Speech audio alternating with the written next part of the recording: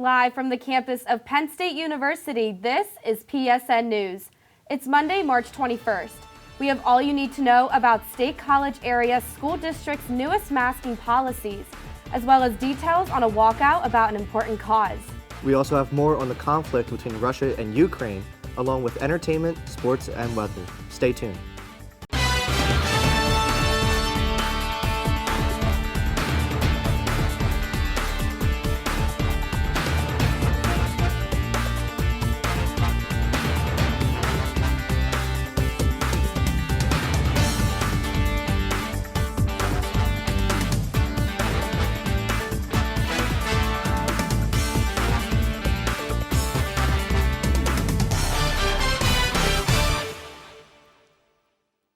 Thanks for joining us tonight. I'm Brooke Steach. And I'm Zwiercan. State College Area School District will no longer require masks in schools or on district transportation starting Monday. The announcement comes 2 weeks after Penn State University updated their masking policy in certain campus facilities. In a message written to students and families, District Superintendent Bob O'Donnell stated the change in policy due to Center County's low COVID-19 community level and increased conditions since January. With this announcement, all Center County school districts no longer require masking in classrooms. Although masks are now optional, there are still physical distancing protocols in place, both in the classroom and during recess. Parents who wish for their children to still wear masks are asked to fill out a form notifying faculty. The fatal shooting of a Jamaican immigrant was ruled a justifiable homicide last Tuesday. Venango County District Attorney D. Sean White filed no charges against the shooter, determining the shooting of 29-year-old Peter Bernardo to be an act of self-defense in accordance with Pennsylvania's Castle Doctrine. The shooter of Spencer occurred at a Royal camp on the morning of December 12th. Investigators found two friends had fired multiple shots in the air, one which killed Spencer. Spencer's family urged investigators to determine if the killing was racially motivated, calling it, quote, a modern-day lynching, end quote. White said that there was no racial bias on part of the 25-year-old white male suspect, and he said, quote, this is my call. I believe it's the right one, end quote. Penn State Students Against Sexist Violence will hold a walkout this Thursday, March 24th, in support of University Assistant Professor Oliver Baker. Baker was involved with a physical altercation at a vaccine mandate rally in August 2021 and was charged with harassment, disorderly conduct, and simple assault. Although Baker served no punishment and was found not guilty on a harassment charge, the university began the process of terminating Baker. In a Students Against Sexist Violence Instagram post, the group urged students to, quote, stand united against the repression of Dr. Baker by PSU admin and against rapists, racists, and fascists, end quote. The protest is scheduled to take place at the steps of Petit Turner Library at 1:20 p.m. Penn State climate scientist Michael E. Mann is leaving the university to take on a new role at the University of Pennsylvania, also known as UPenn. Mann, who has reportedly inspired Leonardo DiCaprio's role in the Netflix film Don't Look Up, is leaving Penn State after 16 years. He has contributed much to his field, including his recent induction to the U.S. National Academy of Sciences in 2020. Mann will now lead the Penn Center for Science, Sustainability, and the Media. He will also join UPenn's faculty as a Presidential Distinguished Professor. In regards to leaving Happy Valley, Mann said, quote, I thank Penn State and the community for the wonderful 16 years that I've been at Penn State, end quote. Mann will continue his position here at Penn State until August. Things are warming up in State College now that we have officially entered spring. Mike Marandino has this week's forecast after the break. It's going to be a little bit on the chilly side tonight if you're heading out in State College. As you can see tonight, partly cloudy skies. We're going to have a low of about 38 degrees tonight. Winds are going to be coming out of the northwest at about 10 to 20 miles an hour, so it's going to feel a little bit chillier. However, they're going to be decreasing as we go throughout the night tonight to less than 5 miles an hour. So as we go throughout the night, it won't feel as cold with those winds decreasing to less than 5 miles an hour. As you're heading out the door for tomorrow's forecast, at 9 a.m. it's going to be mostly cloudy skies with a low of about 41 degrees, so not too chilly, but maybe a light or medium jacket would be good. And then looking at noon, it's going to be cloudy skies with highs of around 50 degrees, upper 40s. And then looking at 5 p.m., it's going to be about 56 degrees with mainly cloudy skies throughout the day. Really not going to clear up as much. We're not going to see as much sun as we did today, so it's going to be mainly cloudy as we go throughout the day tomorrow. Looking at this weekend, Friday definitely going to be the warmest day this weekend. It's going to be cloudy skies again this weekend as we go throughout it.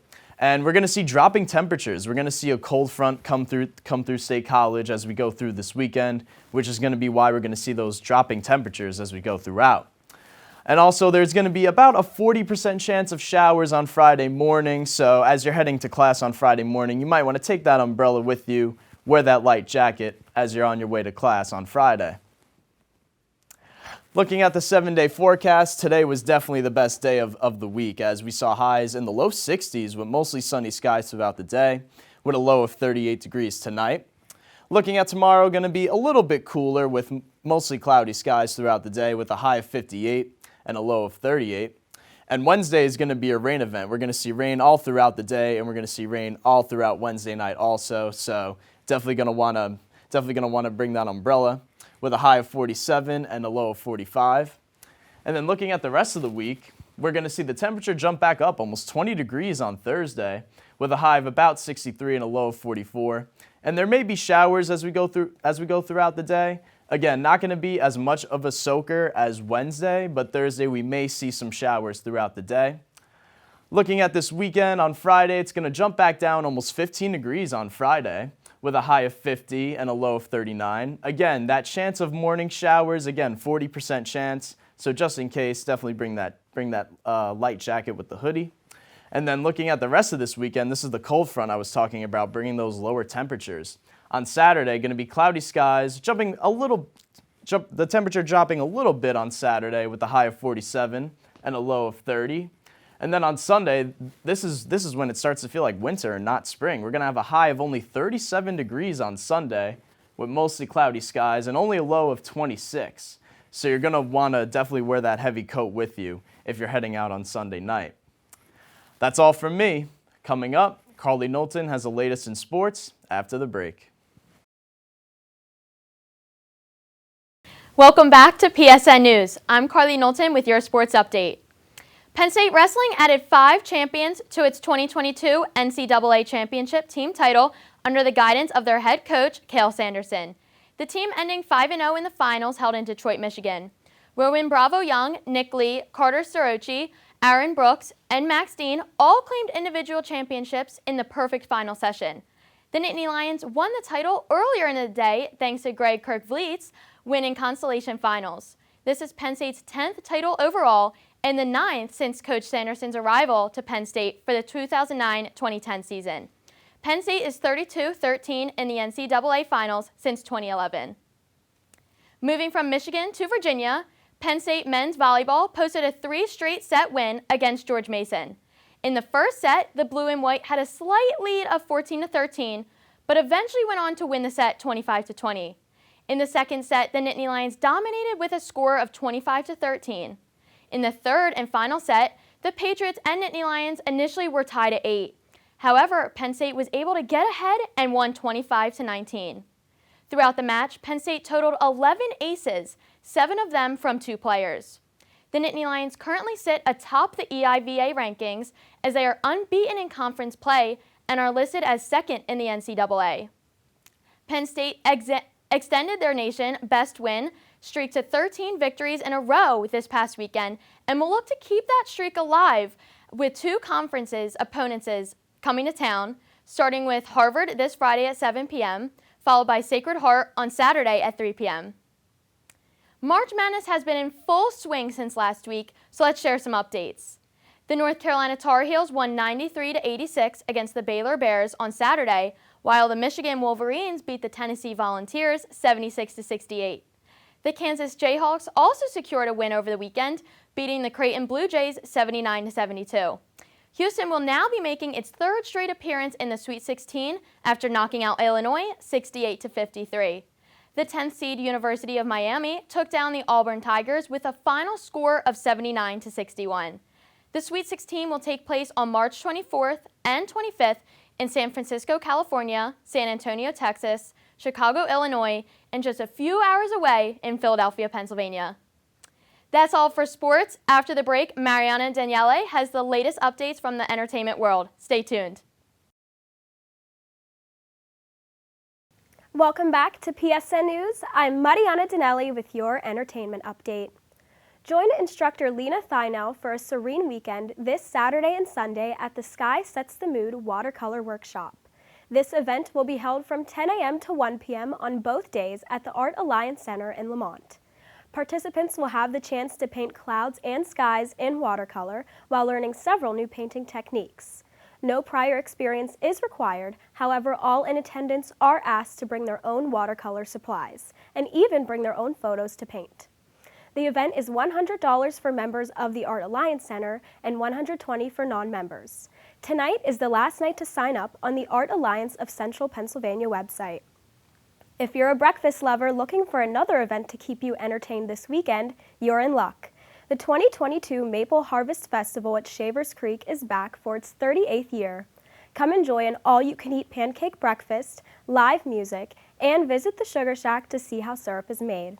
This family-friendly event will take place on March 26th and 27th from 10:30 a.m. to 3:30 p.m. Tickets must be purchased in advance to attend, with admission costing between $3 and $10. All children under 5 are welcome for free. Don't miss a chance to be a part of the tradition. Penn State's new campus media center is reaching its 1-year anniversary. Reporter Anna Meyer has a recap. The Penn State Willard Building is approaching its 1-year anniversary after renovations. The Belisario College of Communications was given a $48 million investment from the university, Mr. Belisario himself, and fellow alumni, which made it possible for 63,000 square feet of studio space, labs, classroom, and common areas to be renovated. Even though several aspects of the building have been upgraded, there are still some things not up to date. College of Communications professor Steve Reinhardt said there has been delays in shipments and they are still waiting on materials for equipment. I mean, I know Customs has held things up until they made sure everybody was COVID-free and all that stuff. So because of that put a lot of equipment and everything behind on the installation process. The College of Communications initially had classes and clubs split in 3 buildings: the Carnegie Building, Innovation Park, and the Willard Building. Reporting live from inside the Willard Building, I'm Anna Meyer for PSN News.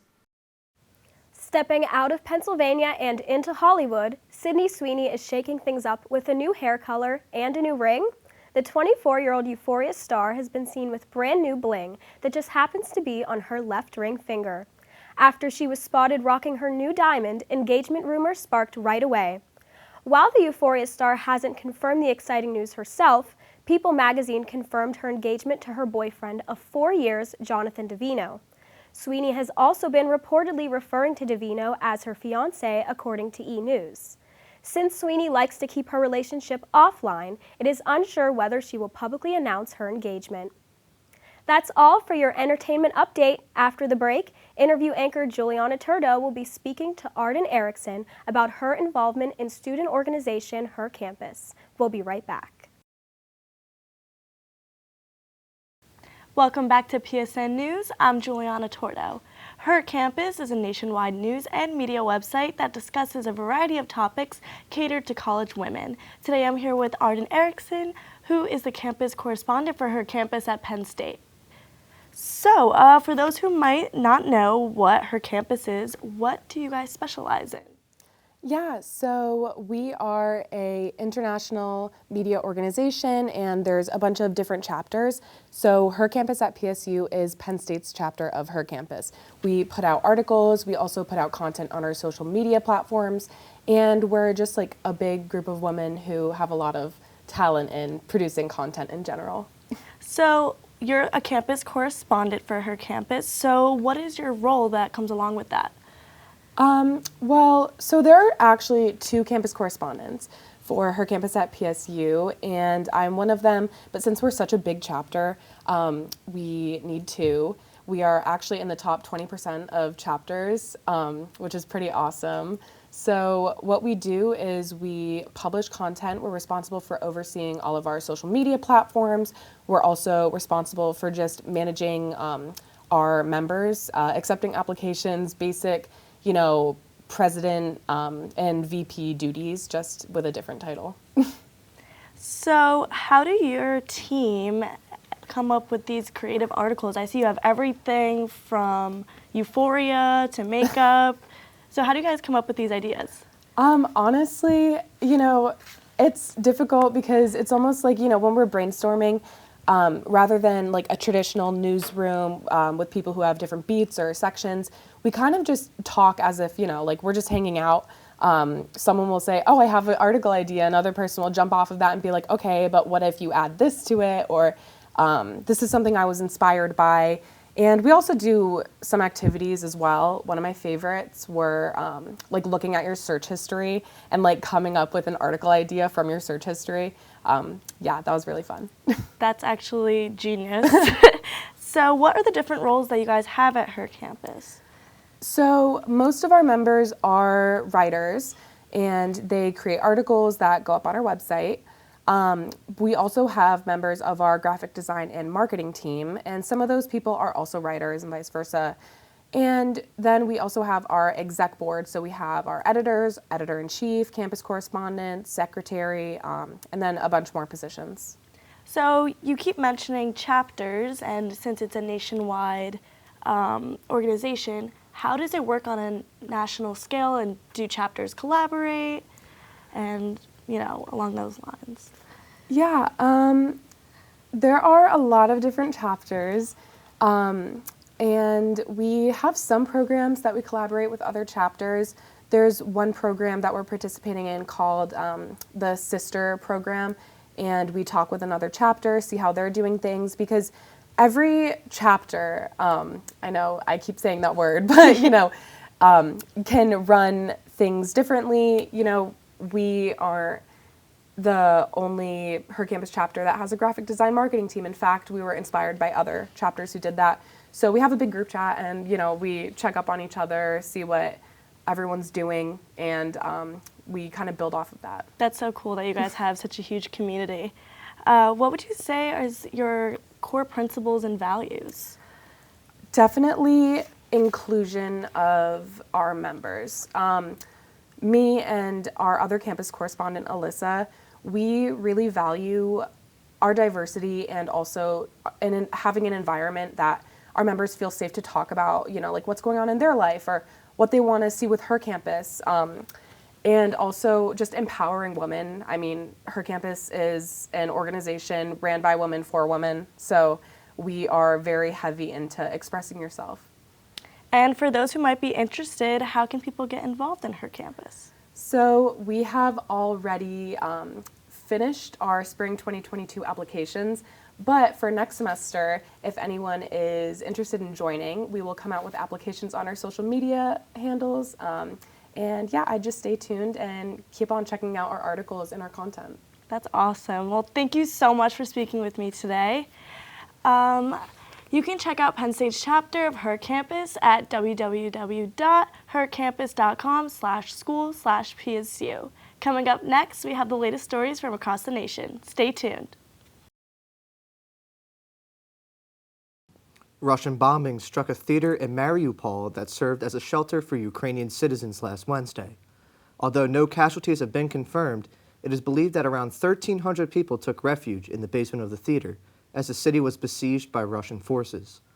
Rescue efforts have been hampered as rescue services have been decimated by attacks on a Mariupol hospital on March 10th.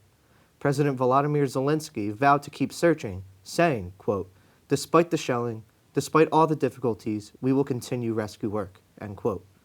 130 survivors were pulled out of the wreckage. However, medical treatment is hard to receive, with many doctors killed in the siege. The number of Ukrainian refugees has now surpassed 3 million as Russian forces attempt to surround the capital city of Kyiv. For years, no one knew her name, but now the girl nicknamed Little Miss Nobody will be named almost 61 years later. Last Tuesday, the Yamapai County Sheriff's Office, using a fresh DNA analysis, identified the girl as Sharon Lee Galagos. At age 4, Sharon was abducted from her grandmother's home in New Mexico on July 21, 1960. Her body was found just 10 days later in the deserts of Arizona. Just over a week after her body was found, There was speculation that the body could be Sharon's. However, the sheriff's office concluded that it was not her based on the evidence at the time. The identification of Sharon was most definitely seen as a breakthrough, but there are still many questions to answer that have surrounded this case for decades. A fiery car crash outside Andrews, Texas left 9 dead, including 6 members of the University of the Southwest golf team and first-year head coach Tyler James. Officials say a Dodge 2500 being driven by a 13-year-old boy struck the van, carried the men's and women's golf teams head-on. During a news conference, the National Traffic Safety Board revealed a spare front tire on the Dodge failed, causing the truck to swerve into oncoming traffic. Some passengers inside the van were not wearing seatbelts, which caused one individual to be ejected from the vehicle. The team was on their way back to campus after a tournament. The University of the Southwest has created a website to raise money for the families of the victims. A coroner in Indiana believes that a cause of death for a black man over 100 years ago was not suicide, but a lynching.